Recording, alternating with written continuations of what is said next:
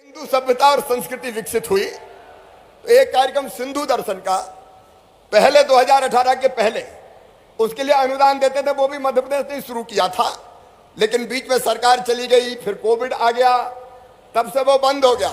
अब फिर से हम फैसला कर रहे हैं, इसी मई के गर्मियों में ही होता है सिंधु दर्शन का कार्यक्रम, जून में।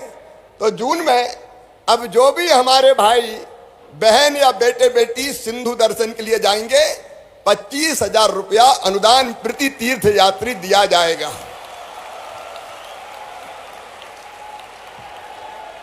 हमारी भाषा लगातार समृद्ध होती रहे, इसलिए सिंधी साहित्य अकादमी का गठन हुआ, लेकिन बजट थोड़ा कम है मुझे बताया, तो मुझे इस पर लिखा है कम से कम 5 करोड़ तो कर दो।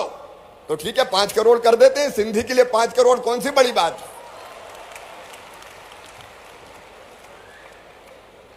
एक और बात मुझे कही कि प्रदेश के सिंधी बाहुल्य क्षेत्रों के मुख्य मार्गों चौराहों के नाम अमर बलिदानी हेमू कालाणी जी के नाम पर हमने पिछले दिनों ही फैसला किया, उनके जन्म दिवस के अवसर पर कि भोपाल में मनुआ भान की टेकरी पर अमर शहीद हेमू कालाणी जी की प्रतिमा लगाई जाएगी।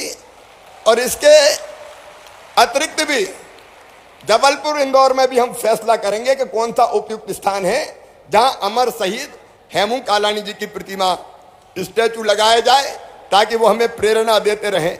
एक बात और मेरे मन में है जो मैं आपसे शेयर करना चाहता हूं, और वो ये है कि हमारी संस्कृति सम्राट दाहर सेन से लगा के आज तक मैं एक एक महापुरुष के नाम नहीं ले रहा, संतों के नाम नहीं ले रहा, यहाँ प्रदर्शनी में सब है, लेकिन अगर एक स्थान ऐसा हो जाए, प्रदर्शनी तो अस्थायी है, आज फिर ये हट जाएगी, प्रदर्शनी लगानी पड़ती है, लेकिन हम मध्य प्रदेश में आपसे चर्चा करके एक ऐसा संग्रहालय बनाएंगे जहां सम्राट दाहिर सैन से लगा के आज तक के हमारे जो महापुरुष हैं उनका जीवन चरित्र, सिंधु सभ्यता और संस्कृति को दर्शाया जाए, ऐसा सिंधी संस्कृति का संग्रहालय मध्य प्रदेश में बनाया जाएगा, आपके साथ विचार विमर्श करके। और अंत में एक कष्ट है हमारा, एक दर्द है हमारा जो कभी कभी हम व्यक्त करते हैं, वो है सिंधी पट्टों की समस्या का समाधान। कई दिनों से ये बात चल रही है और मांगते हैं प्रमाण कि कोई सबूत लाओ, प्रमाण लाओ। अब कई तरह के सबूत और प्रमाण नहीं है। आज मैं एक साथ, चाहे कटनी हो, चाहे जबलपुर हो, चाहे भोपाल हो, चाहे इंदौर हो, कोई भी शहर हो, आपके सामने ये बात रखना चाहता हूं कि हम 1614 वर्ग फीट के जो मकान बने आवासीय में, भोपाल की कीमत अगर उसकी बताऊं, जो उसकी गाइडलाइन रेट है तो वो है 1,08,00,000।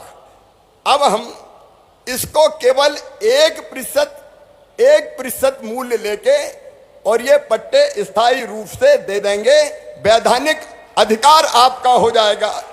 अब 1,08,00,000 के आपको 1,08,000 देना पड़ेंगे। 2,152 वर्ग फुट का आवासीय अगर प्लाट है तो भोपाल सीहोर मार्ग पे उसकी कीमत 1,44,00,000 है, वो 1,44,000 में दे के परमानेंट आपका वैधानिक अधिकार हो जाएगा। और 215 वर्ग फुट की जो व्यवसायिक दुकान है उसके केवल 72,000 रुपया लेंगे। और मैं ये नॉमिनल राशि इसलिए कि हम बाकायदा वैधानिक अधिकार दें, ये भीख नहीं है, ये आपका अधिकार है मेरे बहनों और भाइयों। बोलिए सब तैयार हैं? सब तैयार हैं? तो ये देने का फैसला करें। आज ही इसके आदेश निकालने की मैंने व्यवस्था कर दी है ताकि आपको कोई दिक्कत ना हो। एक बार मैं फिर अमर शहीद हेमू कालाणी जी के चरणों में प्रणाम करता हूं। आप सबका यहां फिर स्वागत करता हूं। हमारे परम पूज्य सुर संघ चालक जी, जिनके शब्द हमें प्रेरणा भी देते हैं और सही दिशा भी देते हैं, उनका मार्गदर्शन हम सुनेंगे।